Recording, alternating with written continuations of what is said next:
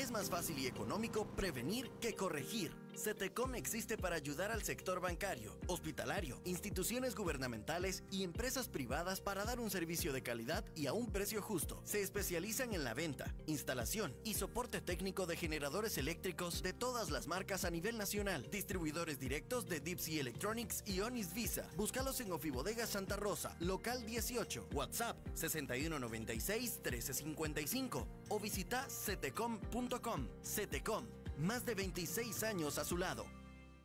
Transcomer, puesto de bolsa de comercio, presenta a las 5 con Alberto Padilla.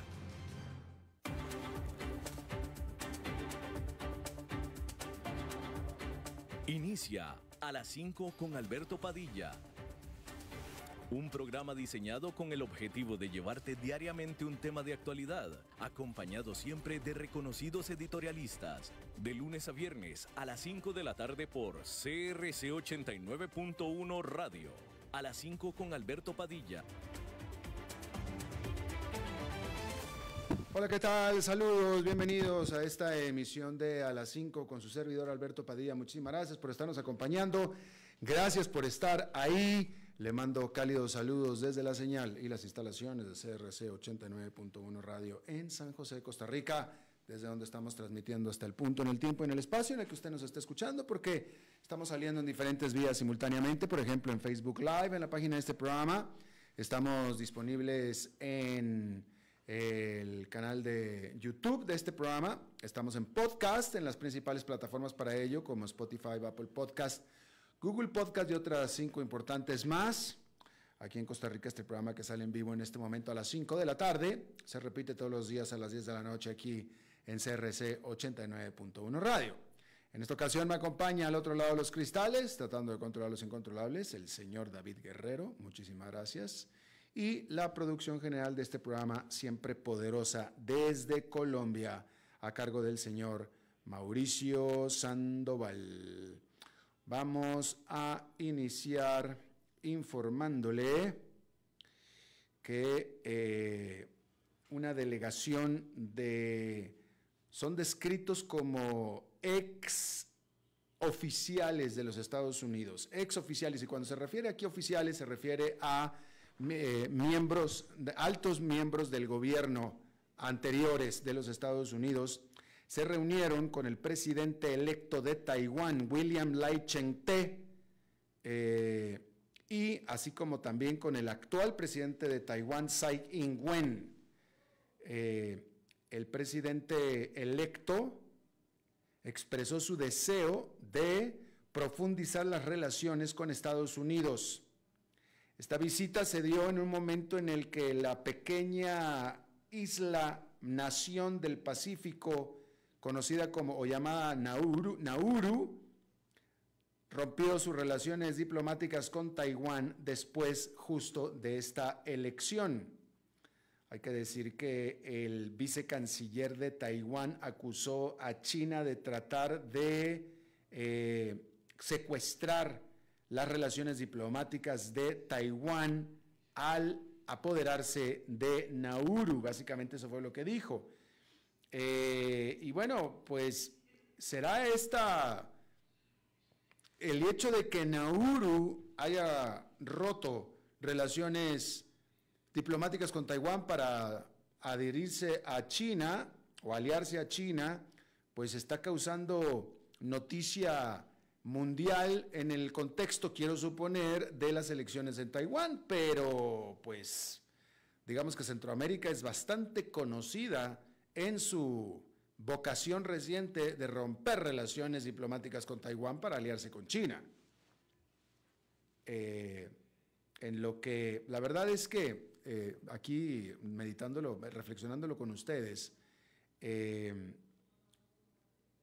bueno, porque lo que sucede es que China dice, si tú aceptas a Taiwán como país independiente, entonces no tienes nada que ver conmigo, en términos de diplomacia.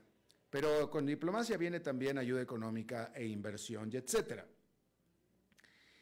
Y justamente a punta de regalos en inversión es como los países centroamericanos han estado rompiendo justamente, es decir, pues sí, a puntas de regalos en inversión, es que los países centroamericanos han estado rompiendo relaciones con Taiwán para aliarse con China. Entonces, en el caso de Costa Rica, fue básicamente el regalo del Estadio Nacional que le construyó, le regaló China para que rompiera relaciones con Taiwán. Y después del Estadio Nacional, pues una serie de acuerdos y de regalos más y de ayuda y etcétera, ¿no? Taiwán también hace lo propio. Taiwán le había regalado a Costa Rica un tremendo puente, que es el puente, hasta el momento en el que se lo dio definitivamente, era el puente más moderno y más grande y más caro de Costa Rica. Pero pues al final Costa Rica dobló las manos por un Estadio Nacional y bueno, y es entendible también, pero bueno, Costa Rica fue el primero en Centroamérica, pero después le siguió Honduras y después le siguió República Dominicana y todo el mundo le ha seguido, ¿sí? Entonces, cuando te ponen en la disyuntiva de que con quién prefieres relaciones comerciales fluidas, conmigo o con Taiwán, a ver, conmigo que tengo la segunda economía más grande del mundo, con Taiwán, pues ya cuando te la ponen así, pues la verdad es que es entendible por qué eligen China, cuando te la ponen así. Todo este preámbulo, o mejor dicho, todo esto que le comento, se lo digo como preámbulo para comentarle que pues una buena política de Estados Unidos hubiera sido, o incluso hubiera sido, en esta posición que tiene Estados Unidos de antagonizar con China al reconocer a Taiwán como país independiente, pues es ir con los países centroamericanos y decirle, bueno, espérame, ¿qué te está ofreciendo China? Yo te ofrezco más, yo te ofrezco mejor. No rompas relaciones con Taiwán. Lo que sea que te vaya a dar China, te lo doy yo igual. Por ejemplo. Lo que pasa que Estados Unidos, al ser una democracia, tiene una serie de restricciones y de controles que le impiden poder cumplir con lo que sea que China le promete a los países centroamericanos en este caso. Y de esto hemos hablado antes. Hay una razón muy particular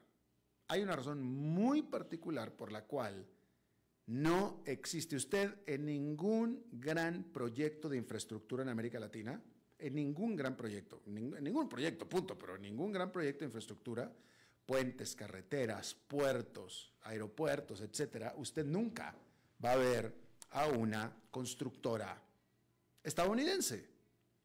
Estados Unidos tiene tremendas constructoras, por supuesto que las tiene, pero no las va a ver usted operando en América Latina.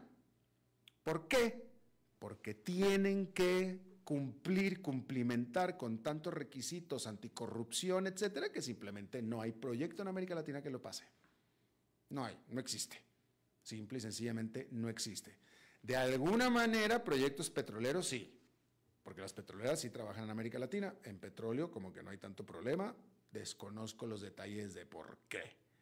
Supongo que en un proyecto petrolero tienes menor cantidad de proveedores trabajando, con los que tienes que trabajar que con una constructora, con una construcción, supongo. El problema es que con la industria petrolera ahí sí no hay problema, ahí sí las estadounidenses pueden operar sin problema.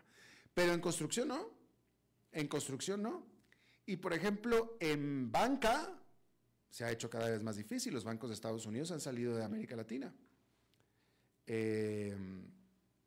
Pero bueno, quizá no es aplicable el ejemplo porque la presencia de banca china, hasta donde yo conozco, no es muy grande, muy amplia en América Latina, hasta donde conozco. Pero el punto es que una estrategia hubiera sido para contrarrestar este avance de China sobre Centroamérica, etcétera, pues hubiera sido lo que sea que te ofrezca China, te lo ofrezco yo. No te lo puedo ofrecer Taiwán por su tamaño, claro, pero te lo puedo ofrecer yo.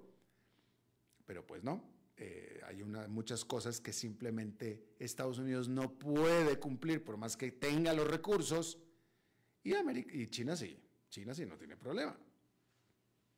China hasta los trabajadores manda. Los estadios, etcétera, que construye China los hace con personal chino. Pero bueno, ahí lo tiene usted. El punto es que hace titulares en el mundo que Nauru acaba de romper relaciones con China, pero pues cuando salió Honduras y República Dominicana, la verdad que no hizo demasiada mella esa noticia, pero bueno, ahí está, ahí lo tiene usted. Hay que decir que Estados Unidos anunció que un misil lanzado por Houthis pegó en un barco carguero estadounidense en el sur de la costa de Yemen. No se reportaron heridos. Más temprano, durante este lunes, también se informó que Estados Unidos derribó un misil que iba dirigido a un navío de guerra. Obviamente, el misil lanzado por los rebeldes de Houthi desde Yemen. La semana pasada, Estados Unidos lanzó ataques aéreos sobre las instalaciones de guerra de este grupo militante y militar respaldado por Irán. El primer ministro de la Gran Bretaña, Rishi Sunak, dijo que fueron destruidos 13 objetivos militares con estos ataques. Pues habrán sido 13 y habrán sido ataques y los habrán destruido, pero evidentemente la capacidad de lanzar misiles de los Houthis permanece porque siguen lanzando misiles. Así es que no sé, desconozco si Estados Unidos y la Gran Bretaña, que hicieron este ataque coordinado, hicieron el ataque sobre objetivos militares conocidos Houthis, mas no sé si sabían si eran todos o si había más. Pues la verdad es que si vas a atacar a alguien que te está atacando y pretendes dejar que te siga atacando, pues mejor es que destruyas toda la capacidad militar que conozcas que tiene, precisamente para que no te vuelva a atacar, porque si lo dejas mal herido, es decir, que lo vayas a matar, si lo dejas mal herido te va a seguir atacando mientras pueda, ¿no? Entonces, desconozco si Estados Unidos y la Gran Bretaña tenían conocimiento de, o ellos pensaban que estaban destruyendo todo, pero evidentemente no destruyeron todo, porque los Houthis, por el contrario, incluso lanzaron un misil y golpearon a un navío estadounidense, nada menos, de carga. Así es que ellos siguen lanzando misiles sin problema. Así es que ahí lo tiene usted. Hay que decir que la productora de aviones estadounidense Boeing dijo que añadirá más inspecciones de calidad sobre sus líneas de ensamblaje y de producción de su avión 737 MAX 9, después de este incidente el 5 de febrero en el que un avión de Alaska Airlines de solamente 2 meses de nuevo se le voló una puerta, literalmente en pleno vuelo. Un inspector externo será incluido en los procesos de calidad para que valore las prácticas de producción de Boeing. Este anuncio se dio después de que la Administración Federal de Aviación de los Estados Unidos dijera el viernes pasado que todos los 737 MAX 9 deben de permanecer estacionados hasta que Boeing provea más información que se le está requiriendo. Y si usted que me escucha y usted es pasajero de Copa Airlines o de Aeroméxico, probablemente usted ya fue afectado, porque son las dos aerolíneas latinoamericanas que tienen este tipo de avión 737-900 que tienen que estar estacionados. Sobre la semana pasada, alguien conocido que viajaba de Bogotá a San José, Costa Rica, vía Panamá por Copa, vuelo cancelado, y se tuvo que quedar en Bogotá al menos 3 o 4 días más. ¿Quién le habla? Yo tengo un viaje mañana a México y desde el sábado Aeroméxico me informó que mi vuelo de conexión en la Ciudad de México estaba cancelado, pero ya me pusieron en otro 4 horas más tarde y esperemos que todo bien. Pero tanto Copa como Aeroméxico están definitivamente siendo afectadas y con ellos, por supuesto, los pasajeros de Copa y de Aeroméxico y, por supuesto, también los de Alaska Airlines y los de United. Y este asunto va a durar semanas. Va a durar semanas, porque esto que yo le estoy informando es primero para dar con el problema. Todavía están dando con el problema. Todavía no saben exactamente qué es y desde dónde viene el problema. ¿Sí? Una vez que den con el problema, entonces van a emitir la orden de reparación. Y entonces lo que se tarden en reparar los aviones. Así es que este asunto va a durar seguramente mínimo semanas.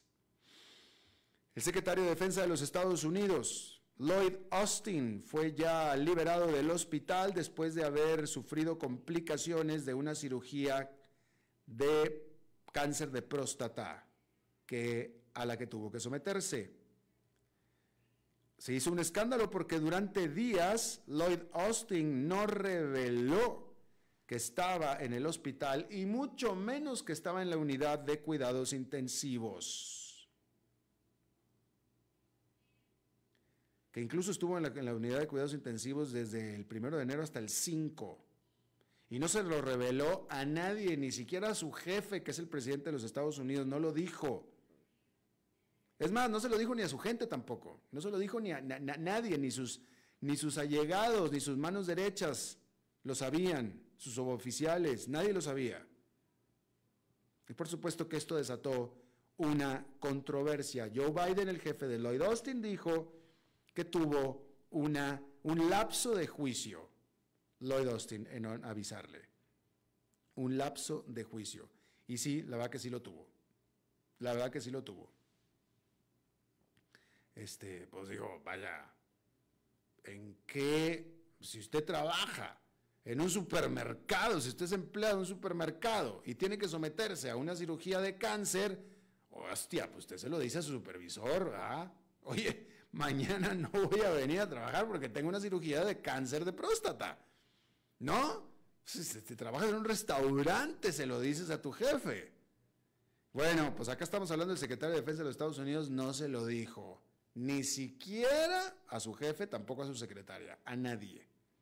Y la excusa es que, pues, un asunto de próstata es algo bastante personal. Pues sí, sí es, pero pues tienes que avisar. Pues, ¿cómo que no avisas? Pues no avisó.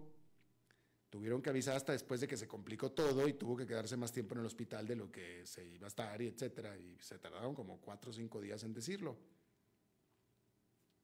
Y bueno, digo, al menos pudo haberle avisado al presidente y pedirle que no lo haga público. Supongo que eso es algo que se pudo haber hecho. Pero bueno. Entonces, de todos modos, como siempre suceden estas cosas, se hizo público y en la forma de un escándalo. En lugar de poderlo haberlo controlado desde el principio, pero pues no. Escogieron la vía difícil y pues ahí está. Y esa es la vía difícil.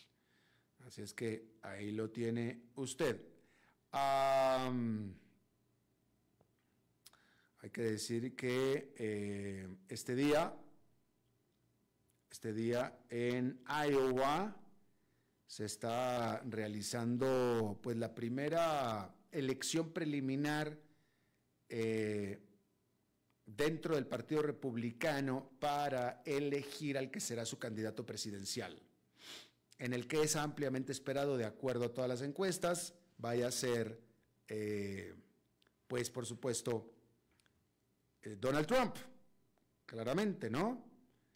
Y bueno, lo que es Nikki Haley y Ron DeSantis, pues están luchando por el segundo lugar, que de nada sirve como no sea que Donald Trump los vaya a invitar como running mates, como vicepresidentes, si acaso, pero todo parece indicar que va a quedar Donald Trump. Eso ya lo estaremos viendo. En este momento, allá en Iowa, las temperaturas están alrededor de 20 grados bajo cero, de día, 20 grados bajo cero. Están esperando una mínima de bajar mucho la temperatura, de 25 grados bajo cero, hasta 27 va a bajar. Pero ahora están 20, y en ese contexto es que en Iowa están eligiendo a quién será el candidato republicano. Y de nuevo, todo parece indicar que será Donald Trump. Sería deseable que no fuera Donald Trump por muchos motivos, pero sin embargo el más importante, me parece a mí, y más consecuente, es que, miren, en primer lugar, yo se lo he dicho aquí y lo creo firmemente, y las pruebas ahí están. Claro, cualquier resultado del pasado no significa que el futuro vaya a repetirse, pero en el pasado ahí está. Donald Trump nunca ha ganado una elección popular. Donald Trump es popular, definitivamente es popular. Donald Trump trae ratings, pero no trae votos, nunca ha traído votos. Él nunca ha ganado una elección popular, nunca. Ni siquiera cuando ganó la presidencia ganó el voto popular. Hillary Clinton ganó más de 6 millones de votos más que Donald Trump. Sin embargo, en Estados Unidos no gana necesariamente, regularmente sí, pero no siempre gana la presidencia quien más votos obtiene, populares, es decir, de las personas. Se hacen un cálculo matemático con el cual se ganan los colegios electorales o los electores, bueno, el colegio electoral, el sistema de colegio electoral, y dependiendo de esa fórmula matemática es que se elige al presidente, que típicamente refleja el voto popular, pero no siempre, hay excepciones. El caso de cuando ganó Donald Trump fue una de esas excepciones. Él ganó por el sistema del colegio electoral, no por voto popular. Hillary Clinton fue más popular que él. Y después de entonces, Donald Trump nunca ha ganado una elección popular. Perdió su elección de medio término, perdió su reelección, la perdió la elección de medio término de la presidencia de Joe Biden, la perdió, y seguramente va a perder esta nueva intento de reelección, seguramente. Porque pues, si no le ganó la primera vez a Joe Biden, ¿por qué en esta sí le va a ganar? La verdad que no sé cómo. Y Chris Christie decía exactamente lo mismo, su contrincante. Pero bueno, eso es por un lado. Pero por otro lado, entonces, si queda Nikki Haley o Ron DeSantis, seguramente tienen más posibilidades de ganarle a Joe Biden que Donald Trump, porque Donald Trump no tiene posibilidades. Pero por otro lado, con todos los pleitos legales que tiene Donald Trump, si queda de candidato republicano, muy probablemente ese país va derechito a una crisis constitucional, con un presidente electo o presidente con cargos criminales acusado y sentenciado. Entonces va a ser un momento muy incómodo constitucional para Estados Unidos, que la verdad que nadie se lo merece. Entonces, ¿qué sería lo más kosher? No solamente lo más limpio y lo más kosher, sino incluso la posibilidad más factible de ganarle a Joe Biden es que quede Nikki Haley o Ron DeSantis. En serio, así, definitivo. Pero bueno, ahí van los republicanos, es un país democrático, ellos eligen a quien quieran y pues ahí van derechito a eso. Esta semana se define a quién van a elegir como su candidato los republicanos, y si es Donald Trump, pues de nuevo se dirige ese país a una crisis constitucional. Ok, eso es en cuanto a eso. Déjeme, le informo que la producción industrial en la eurozona cayó en un 0,3% mensual en noviembre, por tercer mes consecutivo de caída. La producción cayó anual en un 6,8%. Y esta caída fue básicamente liderada por las contracciones que se dieron en la máquina exportadora europea de Alemania y también de Italia. De tal manera que la economía de toda la eurozona está en problemas, porque un sector manufacturero que está en contracción y un sector de servicios con un crecimiento marginal indican que cayó ya toda la eurozona en recesión durante el último trimestre del 2023. Y bueno, a este respecto, este lunes la Agencia de Estadísticas de Alemania liberó sus cifras de desempeño económico, básicamente del Producto Nacional Bruto.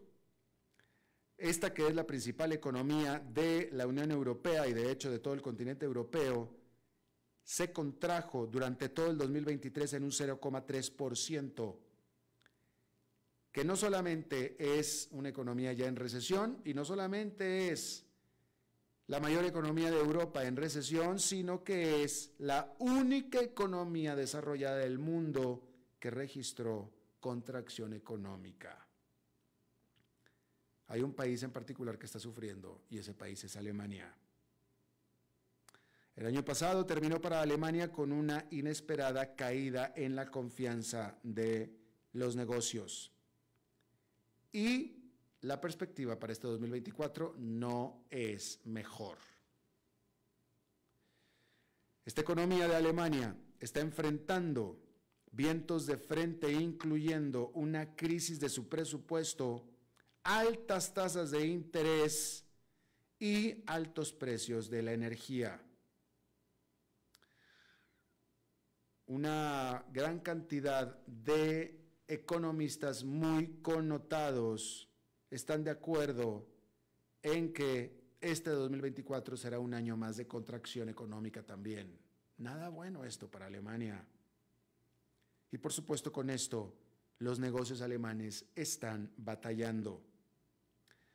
La semana pasada tan solo Galería Kraftkauf, que es una gran cadena de departamentos, una gran cadena de tiendas de departamentos, se convirtió en el primer gran nombre comercial en colapsar de este año. Alemania típicamente había sido admirado por su estabilidad, por sus relaciones laborales y, era por tanto muy referenciado. Sin embargo, ahora hay una huelga de conductores de trenes y se está esperando que probablemente los doctores también vayan a dejar de trabajar. Este lunes, una manifestación en Berlín marcó el final de lo que fue toda una semana de acciones laborales por parte de trabajadores agrícolas, los cuales bloquearon los caminos con sus tractores de color verde. Y a pesar de que el gobierno acordó con sus demandas, específicamente que estaban demandando que les restablecieran los subsidios a los combustibles, el grupo de trabajadores agrícolas prometieron que seguirán con sus acciones para interrumpir o para de manifestación e interrumpir el libre paso de los ciudadanos. En eventos que se veían más en países del sur de Europa, concretamente Francia, pero no en la laboriosa Alemania, que en este momento está pasando por problemas. David, me reportan que no estamos en Facebook. ¿Sí estamos en Facebook? Bueno, me acaban de reportar que no. Hay que checar eso. Bueno, esta semana inicia en Davos, en Suiza, el Foro Económico Mundial. Más de 60 jefes de Estado se espera que vayan a personarse, incluyendo al premier chino Li Qiang y al mismísimo Volodymyr Zelensky, el presidente de Ucrania, quien pues dará una conferencia ahí promoviendo su plan para dar por terminada la guerra en su país. Y bueno, esos son los jefes de Estado 60. Se espera que va a estar Gustavo Petro de Colombia también, por ejemplo, entre 1,000 jefes de compañías y de entidades financieras del mundo. Se espera que durante esta semana los temas que vayan a tocar allá en los Alpes suizos serán desde, por supuesto, la escalada de la guerra en el Medio Oriente, las consecuencias de la interrupción del flujo marítimo en el Mar Rojo y lo que esto significa en las cadenas de suministro y el potencial, tanto positivo como negativo, de la inteligencia artificial generativa. Pero también habrá otro tema muy importante. Resulta que el 2024 será el mayor año en términos electorales de la historia del mundo. No solamente Estados Unidos va a cambiar de gobierno, muchos otros países también. Y por supuesto que ahí todos van a querer tratar de entender mejor los cambios políticos y lo que estos pudieran significar sobre sus organismos y organizaciones. Y de nuevo, la de Donald Trump es tan solo una de ellas.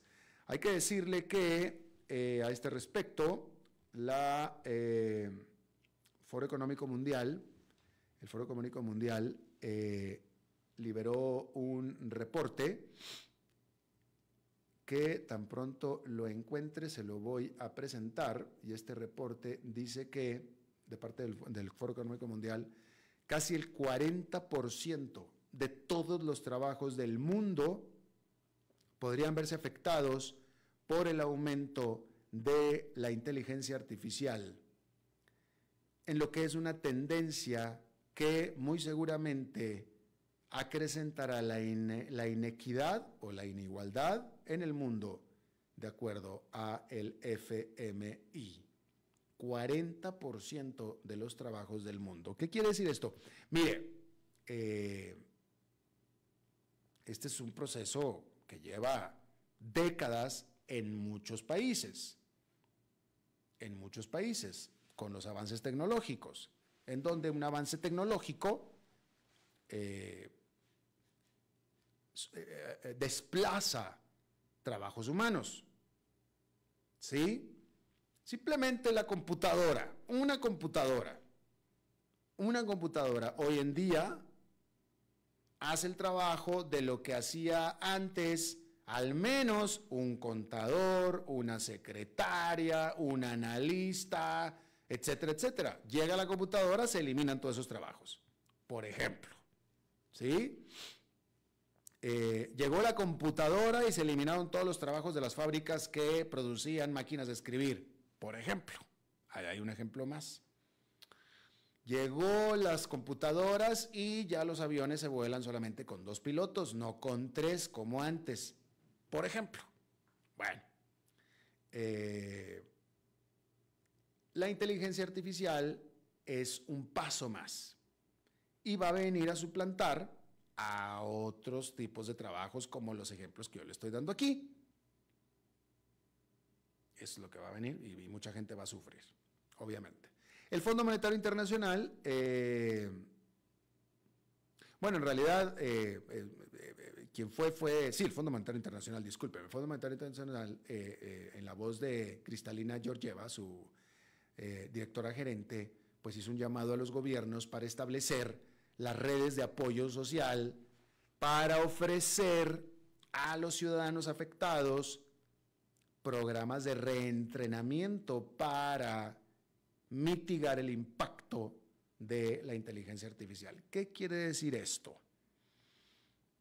Que cada vez más en muchos países los trabajos técnicos Ya ni siquiera digo ingenieros, ingenieros por supuesto, pero los trabajos técnicos, electrónicos, digitales, van a ser los más resilientes, por no decir resistentes, ¿sí?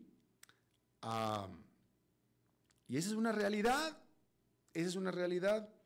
Mire, en este país de donde estoy transmitiendo en este momento, que es Costa Rica, pero también en Estados Unidos,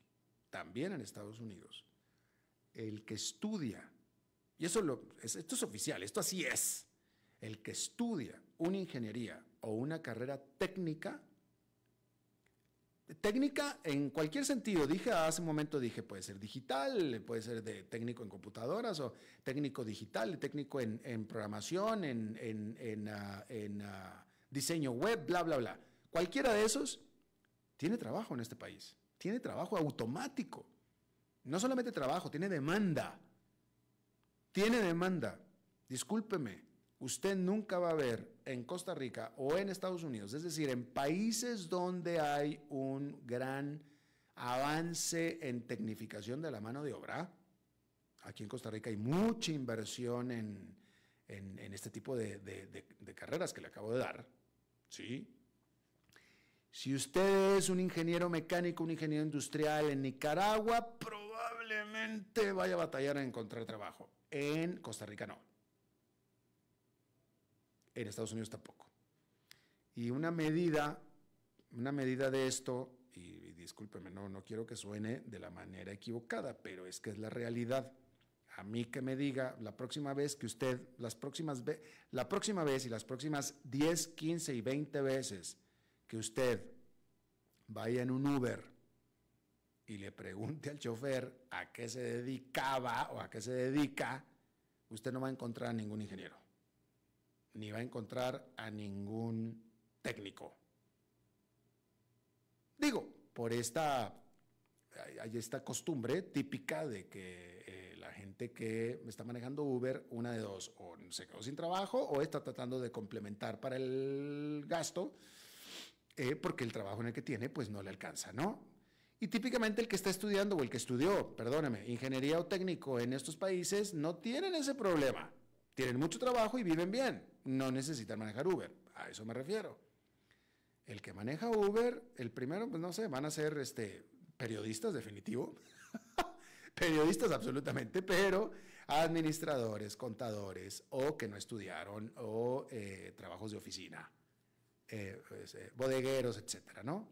Pero los que estudiaron técnicas y etcétera, no, ellos tienen trabajo y van a seguir teniendo. Y ahora con el AI o en inteligencia artificial, también, igual. Entonces, si usted está estudiando o si tiene un hijo que va a estudiar, o sea, lo ideal es que el sistema educativo del país en el que usted está promueva la educación técnica entre sus estudiantes, que esa es una gran falencia de nuestros sistemas de educación en nuestra América Latina. Todo el mundo sale de la educación primaria queriendo ser licenciado, contador, abogado, periodista, filósofo y agrónomo. Todos. Son contadísimos los que quieren salir siendo ingenieros y técnicos, y ese es un problema. Entonces, ya que nuestros sistemas educativos no nos ayudan, usted, si tiene un hijo, conmine, lleve a su hijo a estudiar carrera técnica, números, computación, ingeniería, llévelo usted y será un muchacho con muchísimo mejor futuro profesional que lo contrario.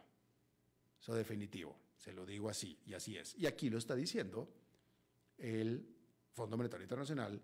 Mire, el 40% de los trabajos alrededor del mundo están afectados o serán afectados por el advenimiento de la inteligencia artificial. No se refiere a ingenieros y a técnicos. ¿Ok? Se lo puedo asegurar. No se refiere a eso. No, todos los demás. Literal. Así es que lo tiene usted. Vamos a hacer una pausa y regresamos con nuestra entrevista de hoy. A las 5 con Alberto Padilla, por CRC 89.1 Radio. Ok, Ya te has reído con nosotros, has aprendido con nosotros y nos hemos conocido más. Pero es hora de ponernos serios. El mejor momento para invertir fue hace 10 años y el segundo mejor momento para hacerlo es hoy. Entra a transcomer.com, convertite en un inversionista y transforma tu destino. Transcomer, puesto de bolsa de comercio. Construyamos juntos su futuro. Somos expertos en eso.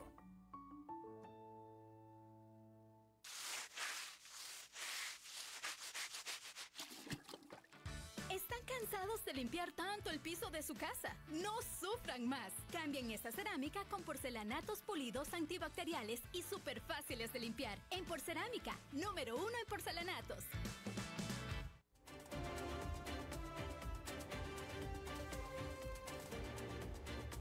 Seguimos escuchando a las 5 con Alberto Padilla.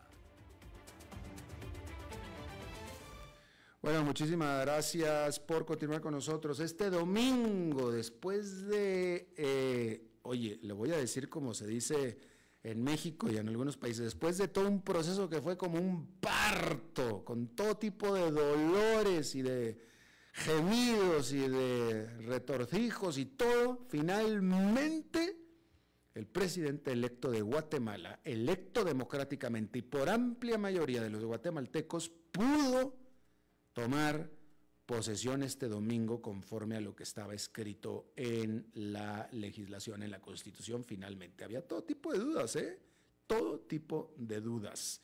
Está conmigo y se lo agradezco mucho Gustavo Berganza, colega periodista y sociólogo también, seguidor de todo este tema, alguien muy influyente con presencia en los medios de comunicación en aquel país. Gustavo, muchísimas gracias por estar con nosotros. Hola, ¿qué tal, Alberto? Muy buenas tardes, qué gusto saludarte nuevamente. Igualmente, y me da mucho gusto. Año un poquito tarde, pues, pero... No, nunca es tarde para desear feliz año a nadie. Oye, Gustavo, ¿cómo luce la estabilidad política, que por tanto tiempo lució no estable en Guatemala, después de que finalmente el presidente pudo ya tomar posesión? Mira, hay símbolos. En primer lugar, el saludo que hoy le hizo el Ejército Nacional al presidente. Pues eso es muy significativo, porque es la aceptación del mando militar, del mando de un civil como comandante general del ejército. Y bueno, ya sabemos la trayectoria que tienen los ejércitos latinoamericanos en este tipo de Déjame te pregunto, Gustavo, ¿había dudas de que fuera a suceder? Y dos, ¿esto es como costumbre? ¿Es costumbre que el ejército salude al presidente? Sí, es costumbre. ¿Y había dudas? En esta oportunidad, el presidente no fue a las instalaciones militares a que lo saludaran, sino esta vez el ejército sacó a sus efectivos y los puso en la Plaza Mayor enfrente del Palacio Nacional. Eso pues, es simbólicamente significativo, ¿no? Yeah. Luego el otro tema que tenemos es ayer el partido Semilla logró hacer elegir una junta directiva con 95 votos de 160 posibles en el Congreso de la República, lo cual, te digo, eso nos sorprendió a todos. Es decir, eso no estaba en el script. Nosotros pensábamos, la mayoría de mis amigos, la mayoría de mis colegas, pensábamos que el Congreso iba a ser un factor de desestabilización para el gobierno de Arévalo. Entonces, ahí tenemos ya dos factores importantes. Y luego tenemos también que la manifestación de alegría de la población pues prácticamente llenó la Plaza Central. Entonces, lo que veo, lo que se ve es pues, probabilidades de que pueda gobernar sin tantas angustias existenciales. ¿Cómo queda la composición del Congreso? Y si nos puedes informar y detallar cuál fue esta noticia aparentemente no esperada, sorpresiva, de que alguien de Semilla, es decir, del partido oficial ahora, quedó en el Congreso. Mira, la composición del Congreso sigue siendo la misma. Lo único es que ha habido fraccionamientos en varias bancadas. El principal es en la bancada de la candidata partidosa, Sandra Torres, quien se había unido al intento de golpe a cámara lenta que se estaba fraguando, que vio su bancada de 28 diputados reducida nada más y nada menos que a 6 diputados, porque 22 de ellos decidieron votar por esa alianza pluripartidista que al final llevó a Samuel Pérez, el secretario general el ex secretario general del partido Semilla, como presidente del Congreso, en una planilla en la que pues participan muchos de los partidos que estuvieron en las elecciones. Y cuéntanos de la presencia de jefes de Estado extranjeros, la cual aparentemente fue bastante nutrida. Sí, hubo delegaciones de muy alto nivel. Sí, tuvimos al presidente de Costa Rica, a la presidenta de Honduras, estuvo el presidente de Paraguay, estuvo el presidente de Chile, estuvo también el presidente de Colombia, llegó el primer ministro de Belice. ¿López Obrador de México fue? No, López Obrador mandó a Alicia Bárcena, la canciller de Relaciones Exteriores, y llegaron delegaciones de Cuba, de los Emiratos Árabes Unidos, de países que no te imaginarías que habrían venido, ¿no? También vino el rey de España. Sí, el problema que hubo es que por todo ese forcejeo que se dio en el Congreso de la República, por el grupo de diputados aliados al anterior gobierno, a esa alianza informal que hemos bautizado aquí en Guatemala como el Pacto de Corruptos. Sí, todo ese forcejeo lo que hizo es que una sesión del Congreso que debió haber terminado a las 2 de la tarde se prolongó y terminó hasta las 10:30 de la noche. Entonces a esas alturas pues vimos que, por ejemplo, por compromisos adquiridos en Davos por algunos de los mandatarios, algunos de ellos tuvieron que irse, ¿verdad? El caso del presidente de Paraguay, creo, y el presidente de Ecuador. Bueno, el Ecuador no llegó por la crisis del país, y otros más que no tengo a la memoria ahorita. Pero pues permaneció, por ejemplo, el presidente de Colombia, Gustavo Petro. Ahí está todavía. Y sí, él se fue hasta hoy por la mañana. Uh-huh. Y luego la delegación de Estados Unidos, encabezada por Samantha Powers, la directora de la USAID, junto con el secretario de Estado adjunto para el hemisferio occidental, Brian Nichols, que permanecieron hasta hoy al mediodía y dieron incluso una conferencia de prensa en el Palacio Nacional de la Cultura hace algunos momentos. O sea, digamos, sí estuvo bastante concurrida, tuvo una gran relevancia en términos internacionales, y gracias a toda la crisis que vivimos cuando se intentó descalificar los resultados electorales y el Ministerio Público emprendió acciones espurias para desconocer a como diera lugar la victoria de Arévalo y eventualmente encarcelarlo a él, a la vicepresidenta y a los integrantes del partido, pues yo creo que eso llamó tanto la atención y puso en evidencia que Guatemala, como es Costa Rica y como es Honduras, pues ya son los últimos bastiones de democracia que quedan en la América Central. Bueno, sí. También tenemos Belice, ¿verdad? Pero veamos que Belice es otra realidad aparte, ¿no? Claro. Gustavo, dime una cosa, ayúdame a entender un poquito a Arévalo y a la animadversión que Arévalo despertó, porque a mí en lo personal nunca me pareció que Arévalo fuera definido o calificado o se autonombrara como de izquierda o de extrema izquierda o como socialista, como Gustavo Petro sí. Entonces, pero sin embargo levantó mucho miedo, claramente por todo lo que hemos estado viendo, levantó mucho miedo por algún sector de la política de Guatemala, pero de nuevo, a mí, desde lejos, a mí no me parecía que Arévalo fuera ni izquierdista ni populista. Y en América Latina los que despiertan miedo son los izquierdistas y los populistas. Y luego ahora están estos tweets de Gustavo Petro de Colombia, que él sí es izquierdista y socialista, en apoyo a Arévalo, incluso llegó a decir, yo me voy a quedar aquí en Guatemala hasta estar seguro que Arévalo está bien instalado, y si no voy a Davos, no voy a Davos y me quedo aquí. Y algunos le criticaron a Petro y dijeron, oye, pues ojalá y apoyes idéntico como estás apoyando a Arévalo, apoyes a la oposición en Venezuela, porque, pues, ¿qué onda?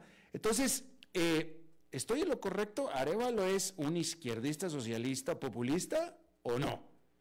No, mira, el partido Semilla puede ser que dentro de sus militantes tenga gente que esté más cercana al socialismo, pero Semilla, para hacerte un parangón que puede resultarle familiar a tu audiencia en Costa Rica, pues es de una línea muy similar a la Liberación Nacional. Es un partido socialdemócrata. Centro-izquierda. Centro-izquierda, exacto. Y Arévalo pues, es de esa tendencia. Y yo te diría que hasta muy conservador para lo que la socialdemocracia ha sido en algunos otros países de América Latina. Entonces, es realmente absurdo. Es decir, lo que pasa es que en Guatemala pues vivíamos en un periodo de radicalización en donde se utilizaba mucho el discurso anticomunista para descalificar a todo aquel que se oponía al status quo. Y bueno, eso caló en mucha gente. Y llegó incluso gente a pensar, a decir que con la llegada de Arévalo pues iban a perder sus fincas, sus casas, sus empresas, que iba a haber nacionalizaciones masivas. Pero el discurso de Arévalo es un discurso socialdemócrata, ¿no? Se apoya mucho en la libertad de empresa, pero también en el tema de la protección al consumidor. Se apoya mucho en el tema de promover la inversión extranjera, pero eso sí, habla de la eliminación de privilegios y de ese tipo de concesiones que se hacen a grupos favorecidos del Estado. Pero, ¿cuál fue, Gustavo, la clave, la frase que hizo que generara toda esta animadversión en este grupo tan poderoso de guatemaltecos? Más no de la población, que la población votó, pero ¿cuál fue la posición, promesa, declaración que emitió que causó todo este revuelo? Previo a la campaña, la bancada dio una conferencia de prensa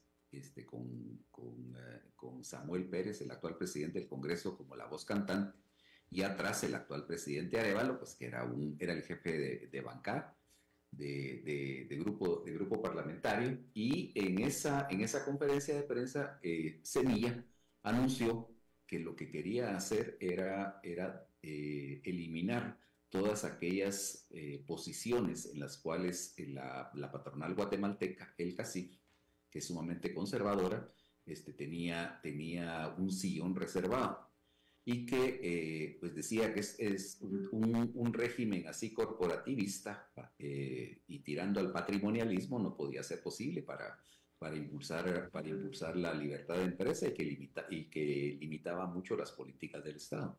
De esa conferencia de prensa salió una frasecita que todavía se repite, que se llama que decía un futuro sin CACIF. Entonces, ese señalamiento hacia la patronal fue lo que generó el temor de que había un partido político que estaba cuestionando al orden empresarial establecido, y de ahí ya vienen las otras inferencias. Pues. El CACIF son empresarios. El CACIF es la entidad cúpula que agrupa a la Asociación de Azucareros, a la Cámara de Finanzas, a la Cámara del Agro, a la Cámara de Industria, a la Asociación de Exportadores, a la Gremial de Exportadores, etcétera, ¿verdad? A la Gremial de Transporte. La única entidad grande del sector tradicional que no está en el CACIF es la Cámara de Comercio. Pero de ahí la mayoría de las entidades que han sido tradicionalmente hegemónicas dentro de la economía guatemalteca, pues están agrupadas en el CACIF. Ya. ¿Cuál fue el mensaje que tuvo Arévalo en su toma de posesión hacia los empresarios del CACIF?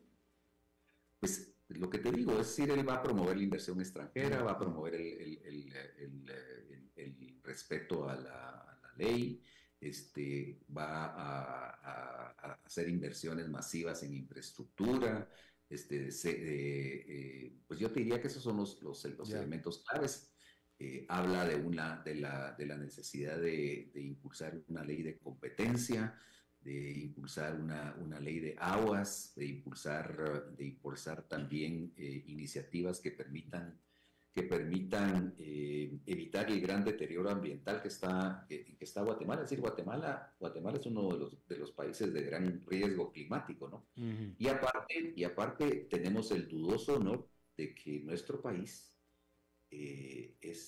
tiene el río que probablemente sea el más contaminado del mundo, que es el río Motagua, que lleva, es decir, tú podrías caminar encima del río con la cantidad de basura que lleva ese río, para desembocar al Golfo de Honduras, ¿no? Ya.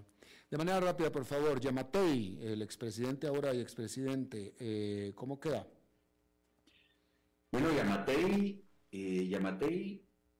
no llegó a entregar el poder, no llegó a entregar las insignias del poder. ¿Por no qué? Se asomó, ¿Por qué? No se asomó al Teatro Nacional. ¿Por qué? ¿Qué dijo?